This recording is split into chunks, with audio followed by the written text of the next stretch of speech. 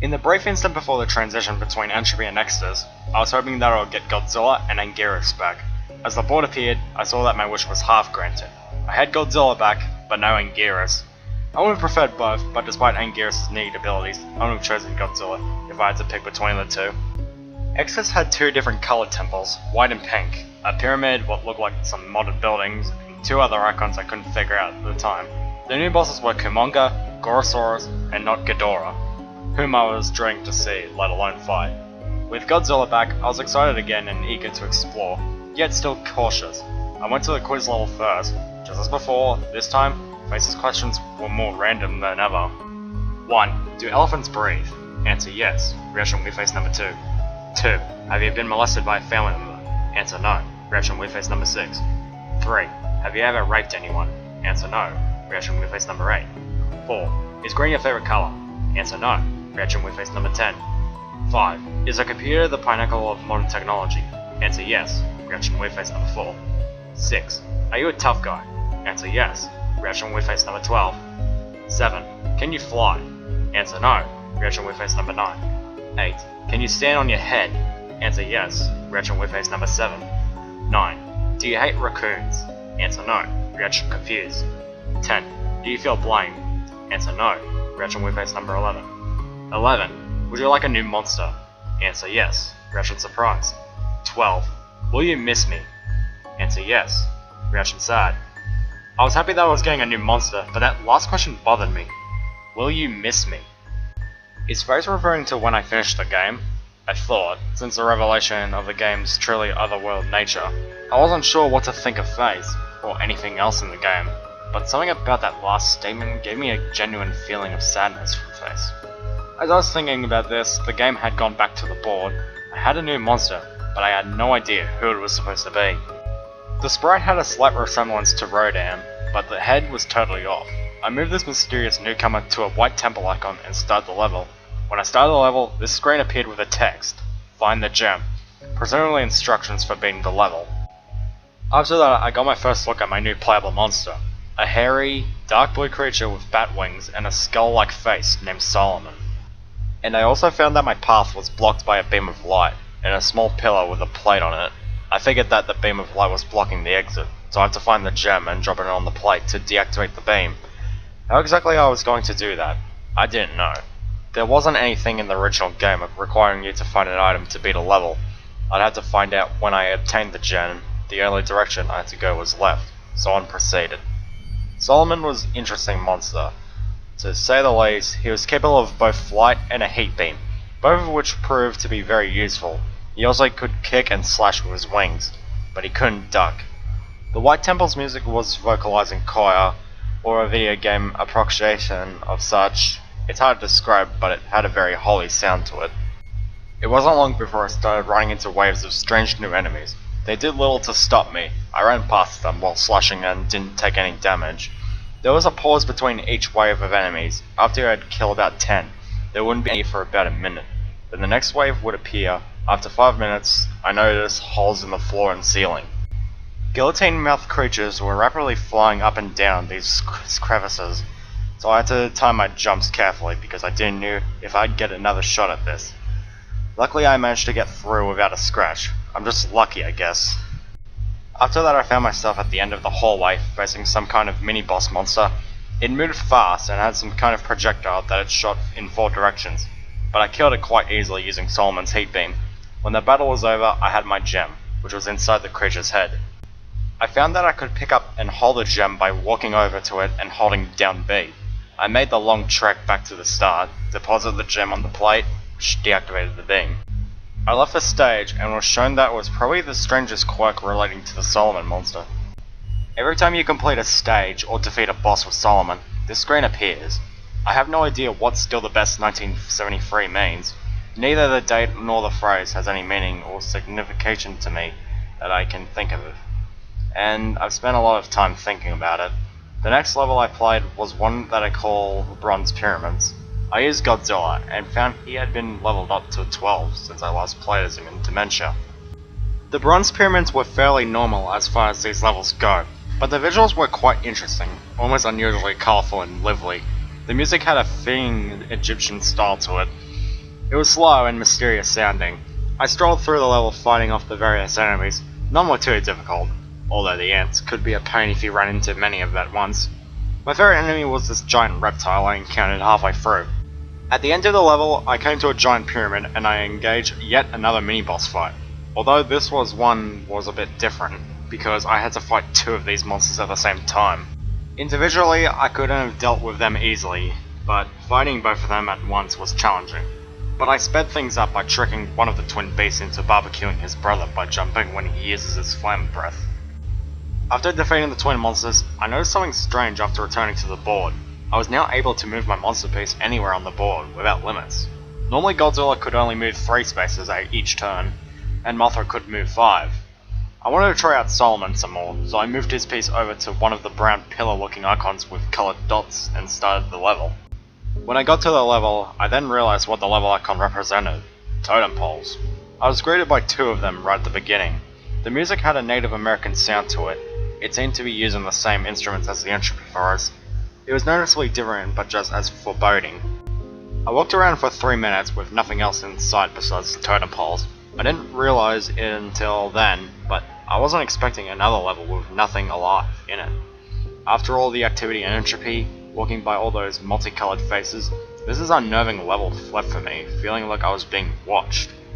Only about 10 minutes after I started Extus, I was already halfway through.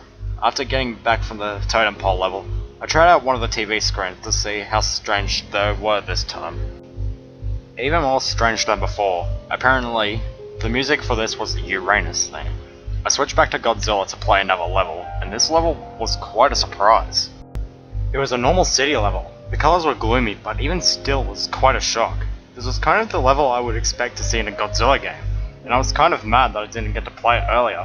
The music was the Earth theme. I found it strange that a level fitting a Godzilla game would show up this late, but there's no point crying over spilt milk, I suppose. I moved Solomon over to a greyish green icon, which turned out to be a giant high-tech laboratory of some sort. Lots of mechanical drones in this level, but Solomon cleared through them just like the White Temple enemies. The music was a gritty, industrial beat.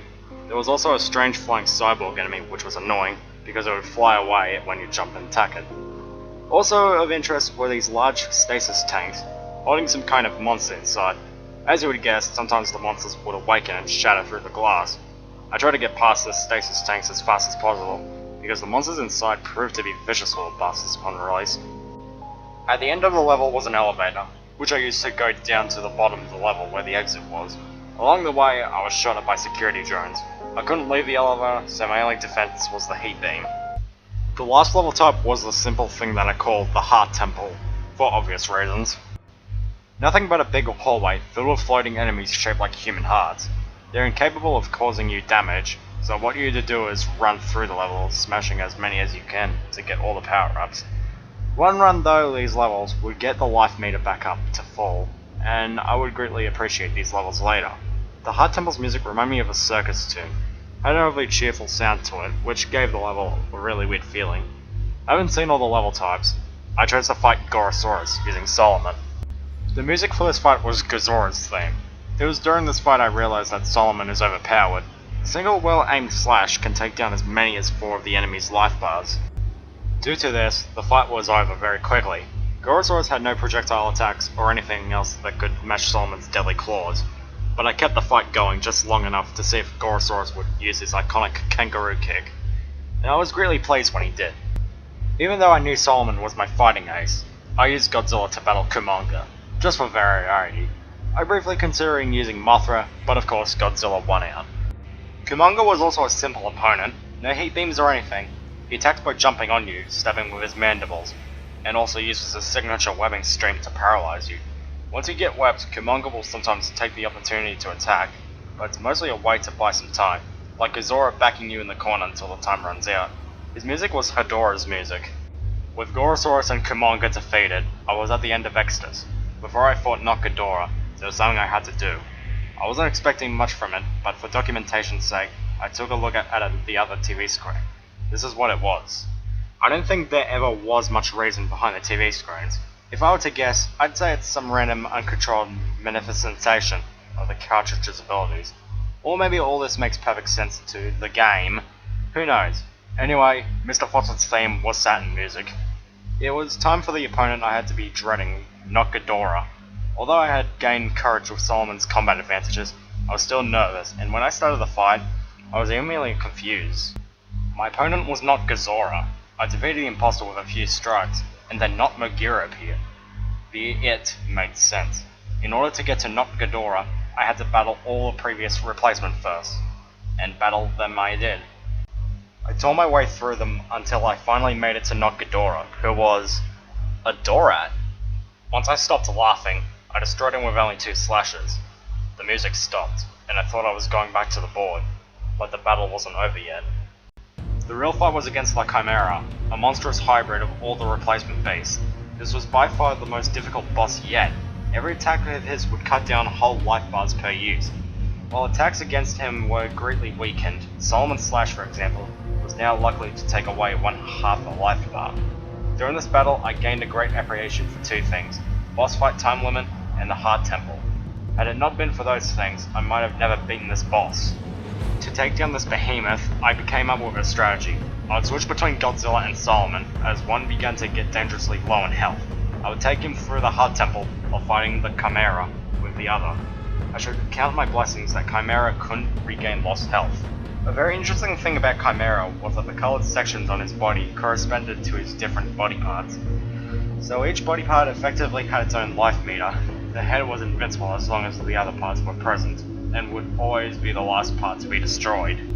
In addition to being difficult, it was also the longest fight so far. I try to remember how many times I got taken out of the fight by the timer, but I lost count around 13. Eventually I destroyed all components but the head, which now flew around on its own at incredible speed. Chimera fought well, but I was extremely determined, and once he was reduced to a head, he no longer had the power to defeat Solomon, and I hate beamed him into oblivion. And then Chimera was no more. I was exhausted after that drawn out fight, and worried that might affect my performances in the N-World chase level. The headquarters icon was replaced, but not by the Hellbeast face. Instead, it was a crucifix. I was completely stunned. I wasn't excited about seeing the Hellbeast icon again, but if there was only one good thing about those levels, it's that they were predictable. I had a basic idea of what to expect, but now here I was at the end and the icon was completely different. What did it mean? And why a crucifix? It made me very uneasy. I attempted to start the level with Solomon, but couldn't. I got this notice that simply stated, Solomon can't enter here. It didn't say why, but I think maybe it has to do something with Solomon's demonic appearance. Since Solomon was out of the question, I went with Godzilla instead. Once I saw the level, the crucifix made sense. The level was a graveyard. I was still on edge, thinking this was some kind of trick. The last level had always involved running from the demonic beast, and I wasn't going to be fooled into thinking this would be any different. So I started out running, but after a minute without interruption, I slowed down.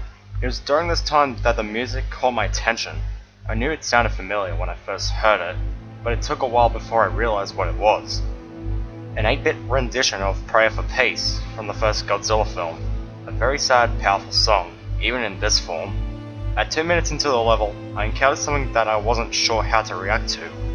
My first instinct was to run, but this blue statuesque being simply floated in place, and I felt compelled just to stare at it for a time. Since it was a grave and it was floating over a chapel, I guessed that this was some kind of angel watching over the deceased. It gave me a strange but warm feeling. I wouldn't say happy, but I felt that I was at peace somehow. I had never seen this being before, yet it seemed very familiar to me. Just as I was going to leave, the Hellbeast appeared, and its presence warped the music into a terrifying discordant screeching and transformed the level, disintegrating the tombstones as the new ground appeared, comprised of blood-soaked bodies. I could feel my heart now beating out of control. I had no chance of escape with a monster that close. It lunged for the kill, but the angel got in its way. The demon roared and started clawing through the angel's legs, and tears of blood streamed from its eyes. I wanted to save the angel, but there was nothing I could do. I had to honor its sacrifice and run, so I ran through the hellish landscape as fast as I could. The beast soon caught up with me, still swallowing the body of the angel, whose legs it had torn off. And this sight made my terror change into anger.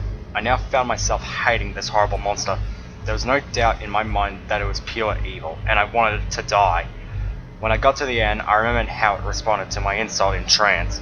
I spoke to it and said, "You're going to pay." This was its response.